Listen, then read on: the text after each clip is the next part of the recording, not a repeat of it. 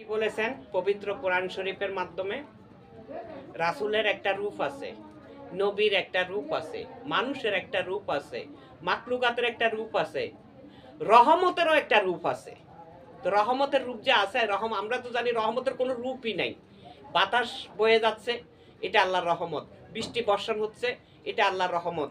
আমি বলছি, আপনি শুনছেন, এটাও আল্লাহর রহমত। আমি বলছি আর আপনি শুনছেন, এটা একটা কুদরতির শক্তি। আমি কুদরতির জায়গা থেকে বলছি, আপনি কুদরতি কানের অর্থাৎ কোনো আল্লাহর সৃষ্টির অংশ দিয়ে আপনি শুনতে পারতেছেন, কিন্তু মাঝখানে জিনিসটা আপনি দেখতে পারতেছেন না, বাতাসে শুধু দেখা যাচ্ছে। তারপরে বিনা তারের মাধ্যমে আমি আপনাকে কি বলছি, আপনি শুনতে পারতেছেন, বুঝতে পারতেছেন। এটার নামই হচ্ছে একটা রহমতের অংশ।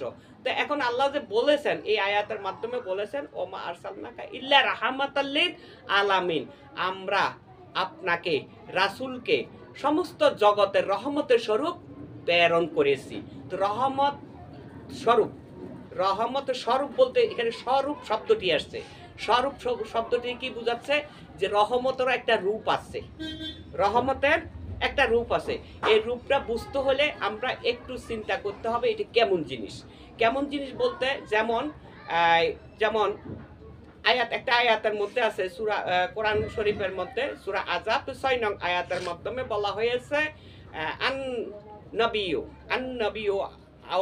নবিয়্যু আওলা বিল মুমিনিনা মিন আনফুসিহিম।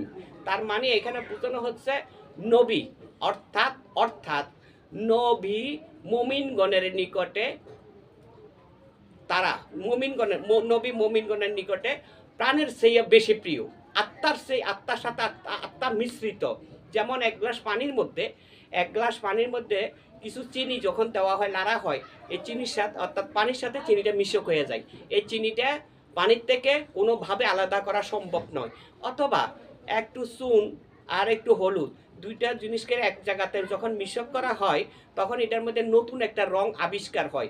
এই রংটাকে আবার এটার থেকে পৃথক করে যার জিনিস তার কাছে দেওয়া যায় না। হলুদের কাছে, চুনের কাছে এটা কোনোভাবে দেওয়া যায় না। কিন্তু দেওয়া না যাওয়ার কারণে কি বোঝা যাচ্ছে? একে অপরের সাথে মিশে গেছে। ঠিক সেই ক্ষেত্রে এখানে বলা হচ্ছে মুমিন ও নবী দুইয়ের মধ্যে মিশে গেছে, কেউ কারো হইতে পৃথক করা সম্ভব না। এইখানে আল্লাহর একটা পরিচয় আছে। সেই পরিচয়টা হচ্ছে, আল্লাহ হলেন সৃষ্টি জগতের মালিক, কুদরতের অধিকারী। তিনি মেহেরবান করেন, তিনি দয়া করেন, তিনি রহমত বর্ষিত করেন। সৃষ্টির জগতে যাই কিছু আছে, তিনার রহমতে সব কিছু প্রাণ জীবিকা অর্জন করতেছে বা পরিচালিত হচ্ছে। কিন্তু এখানে আল্লাহ তো সব কিছুর মালিক, রহমতের মালিক, কিন্তু আল্লাহ বলতেছেন আমি রহমতের স্বরূপ যারে প্রেরণ করেছি তিনি হলেন রাহমাতাল লিল আলামিন, আমার বন্ধু মুহাম্মদ রাসূলুল্লাহ সাল্লাল্লাহু আলাইহি ওয়াসাল্লাম। তাহলে আমরা বন্ধুর মাধ্যমে কারে পাই? আল্লাহকে পাবো খুঁজে। বন্ধুর মাধ্যমে কাকে পাবো? আল্লাহকে খুঁজে পাবো। কিন্তু বন্ধু ছাড়া তো আল্লাহর কাছে কখন আমরা যেতেও পারবো না, আল্লাহকে খুঁজে পাবো না। আমরা কিন্তু শিক্ষার জগতের মধ্যে এটাই আমরা ধরে নিয়েছি, আল্লাহ থাকে আসমানে, তিনি সৃষ্টিকুলের মালিক, সমস্ত সব কিছু তিনার ইচ্ছাতে সৃষ্টি হয়েছে। বেশি কথা তো সত্য, এটা কিন্তু অবাস্তবতা কিছু না। কিন্তু আমাদের অবশ্যই বোঝার দরকার, আল্লাহ সাক্ষী দিতেছেন আমি ও আমার বন্ধু দুইয়ে মিলে এক জায়গায়। ঠিক তদ্রূপ আল্লাহর বান্দা ও আল্লাহর বান্দার মধ্যে আল্লাহ বসিত রয়েছে। যে বান্দা রাসূলের রূপের সাথে রূপ মিশাইতে পারছে, সে বান্দার মধ্যে আল্লাহ জাগ্রত হয়ে গেছে। ওই বান্দাকে অনুসরণ করলে রাসূলকে অনুসরণ করা হবে, রাসূলকে অনুসরণ করতে পারলে নবীকে হবে, নবী পাইলে আল্লাহ পাবো। কিন্তু আমরা রাসূলকে পাওয়ার জন্য আগে রাসূলকে চিনতে হবে। তো চিনার মধ্যে আমি আগে যে কথাটা বলছি, কোরআনের আয়াত অনুযায়ী বলা হয়েছে, সূরা আযাবের 6 নং আয়াতের মধ্যে যে কথাটা বলা হয়েছে, মুমিন ও নবী এরা দুই একে অপরের মধ্যে মিশক হয়ে গেছে।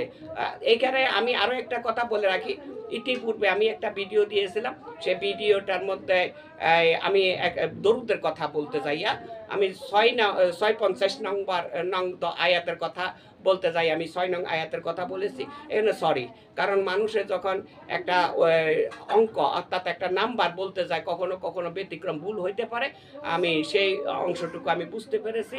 আর আমার ভিডিওর মাধ্যমে বলেছিলাম যে আমার যদি কোথাও ভুল থাকে অবশ্যই আপনারা কমেন্টের মাধ্যমে জানাবেন, আমি সেটা কমেন্টের মাধ্যমে পাই নাই, তবে একজন বিশেষ বক্তার আলোচনার মাধ্যমে আমি এটা বুঝতে পেরেছি। আমি এত বেশি পারদর্শী নয় যে হাদিস কিতাব আমি ঘাড়ি কোন আয়াত কোন জায়গাতে বলা হচ্ছে সেটা আমি বলে আপনাদের কাছে বুঝিয়ে দিচ্ছি, এরকম না।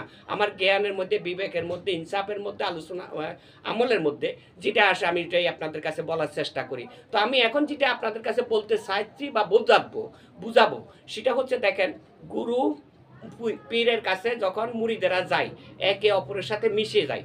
তো আমি এই জায়গাতে বসে আছি, মনে করেন এই জায়গার মধ্যে পীর বসে আছে আর আপনি আপনার জায়গাতে বসে আছেন, আপনার সাথে আমার সাথে কি গেছে, একটা আলিঙ্গের প্রেম আছে। আলিঙ্গের প্রেম মানে এই প্রেমটা হলো অন্তরে অন্তরে, মনে মনের সাথে মন মিশিয়ে। তো মনের সাথে মন মিশিয়ে আপনি তো সারাক্ষণ আর আমার কাছে বসে থাকবেন না, অবশ্যই কোনো এক জায়গায় কর্মস্থলে যাবেন। তো সেই জায়গাতে যখন যাবেন আপনার চিন্তার মধ্যে, আপনার খেয়ালের মনের মধ্যে আপনার গুরু যখন থাকবে সেখানে আল্লাহও থাকবেন।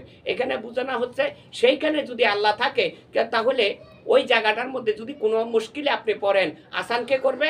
আল্লাহ করবে। তা আল্লাহ যে করবে, আল্লাহ বলতেছেন আমার হাবিব, আমার বন্ধু, আমার মোহাম্মদ রূপের মাধ্যম দিয়ে আমি বাহ্যিক অর্থাৎ তোমার দৃষ্টান্তরের মাধ্যমে সহায়তা করব এবং কুদরতির মাধ্যমে যেটা করার দরকার সেটা আমি করব।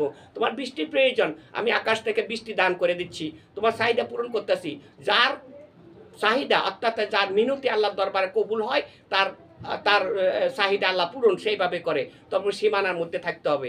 এখন আমাদের যে বুঝার অংশটা, আমরা আল্লাহকে কীভাবে পাবো? সব কিছুর মালিক তো হলেন আল্লাহ, হাকিকতের মালিকও হলো আল্লাহ।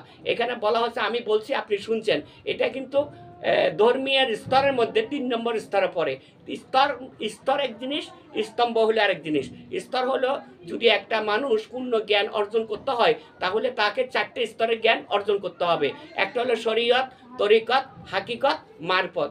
আমি যে কথাটা বলছি আপনি শুনছেন, এটা হলো হাকিকত। আর হাকিকতের মাধ্যম হলে রাসূলের পরিচয়। আর রাসূলের পরিচয় এইভাবে আপনি অনেক দূরের মধ্যে একটা মহাবিপদে পড়েছেন, তার অর্থাৎ আপনার অনুসরণ, যাকে আপনি অনুসরণ করতেছেন রাসূল রূপে, সেই রূপান্তরিত মুর্শিদকে আপনি অনুসরণ করলেন। সে অনুসরণতার মাধ্যম দিয়ে আপনার কাছে যে কোনোভাবে যে কোনো একটা রূপের মাধ্যম দিয়ে আপনার বাহ্যিক জগতে সহায়তা হলো। আর স্বপ্নের যুগের মধ্যে আপনি আপনার বন্ধু অর্থাৎ আপনার মুর্শিদকে আপনি লাভ করতে পারলেন। আপনার বন্ধু আপনার মুর্শিদকে যেখানে লাভ করা হয়েছে, আপনাকে সান্ত্বনা দেওয়া হয়েছে, বা কোনো একজন মানুষ আছে বিমারে অসহায়ভাবে পড়ে রয়েছে, ওষুধের পয়সার অভাবে ওষুধ কিনতে পারতেছে না বা যাইতে পারতেছে না, আল্লাহর কাছে সাহায্য কামনা করতেছে, আর তার মুর্শিদ রূপে আইসা তার একটা ট্যাবলেট বা একটা ওষুধ, এক গ্লাস পানি পান করাচ্ছে, এটা স্বপ্নে, তারপরের দিন সে সুস্থ।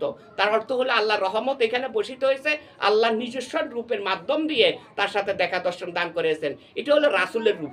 অতএব আপনি লন্ডনে যান, বাংলাদেশের থেকে আমেরিকা যান, যেইখানে যান, যদি আপনার মুর্শিদের সাথে আপনার বিনাতারের কানেকশন থাকে, আলিঙ্গের প্রেম থাকে, তাহলে সেই জায়গাটার মধ্যে আপনার মুর্শিদ রূপে যিনি আপনার সামনে হাজির হবে তিনিই হলেন রাসূলের রূপে রূপান্তরিত।